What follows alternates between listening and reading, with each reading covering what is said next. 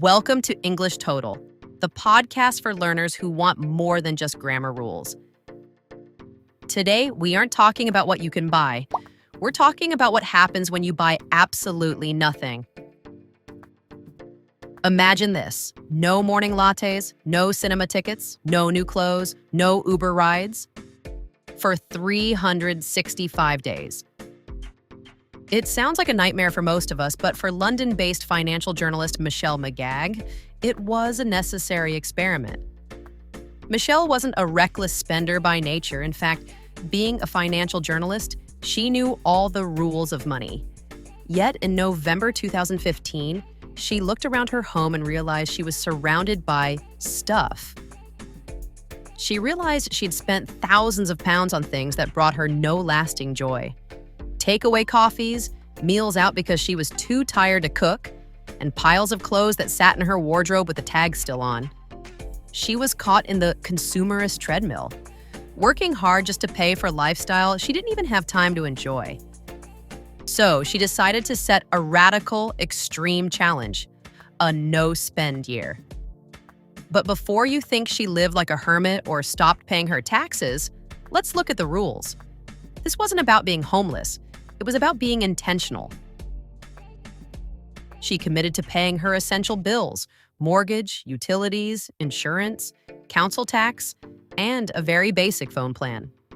She also allowed herself a strict weekly grocery budget of about £35 for her and her husband. Everything else? Banned. The no list was truly intimidating. No electronics, no perfumes, no cinema, no pubs, no haircuts, and definitely no holiday trips to Ibiza or anywhere else. Even more challenging for a Londoner, she gave up all public transport. How did she get around? An old squeaky bicycle. Let's dive into the reality of that transport choice. London is not always a friendly place for cyclists. Michelle had to cycle to meetings in the pouring rain, arriving with wet hair and soggy trousers. She had to cycle to weddings and formal events, carrying her nice shoes in a backpack and changing in the bathroom.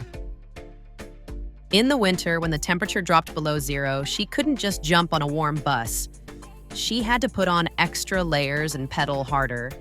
She ended up cycling about 3,000 miles that year. Think about that. That's like cycling from London to the middle of the Atlantic Ocean. In the UK, social life often revolves around the pub. When her friends invited her out on a Friday night, she couldn't buy a pint of beer or a glass of wine.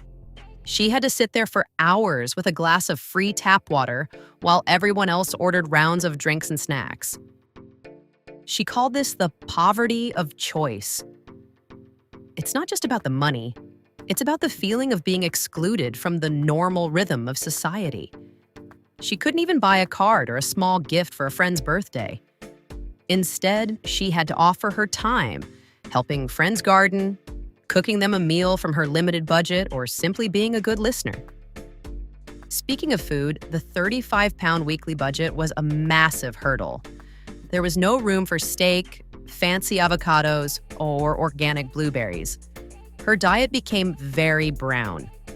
We're talking lots of porridge for breakfast, home-cooked dal, rice, and simple pasta for dinner. She had to become an expert at yellow sticker shopping, finding the items in the supermarket that were about to expire and were heavily discounted. There were moments of genuine frustration. Of course, there was an incident where her bike light broke. Normally, you just pop into a shop and spend £10 on a new one. But she couldn't.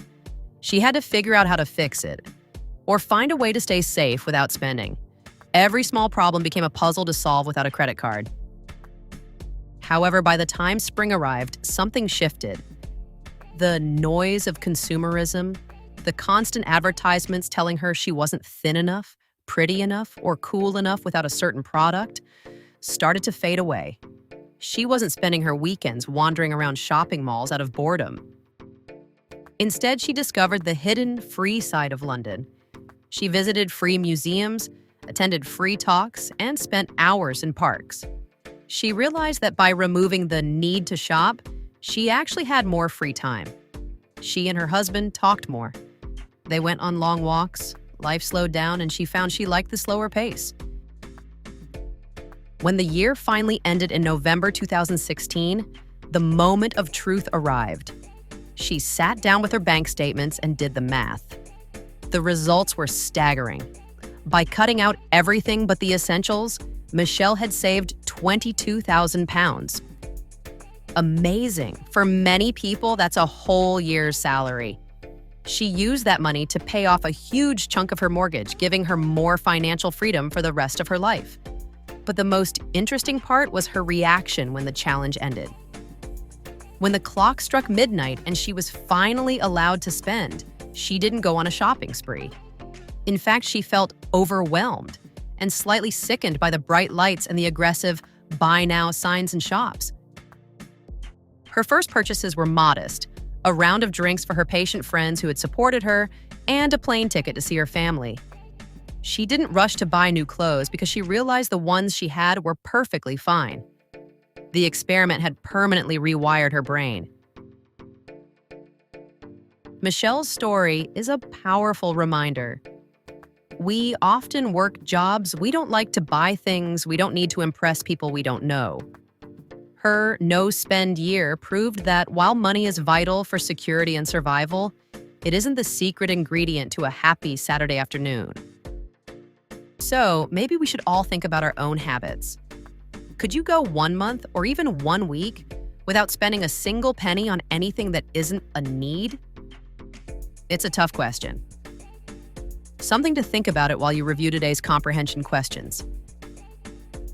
Click on the link below to see how much you understood of Michelle's journey. Thanks for watching.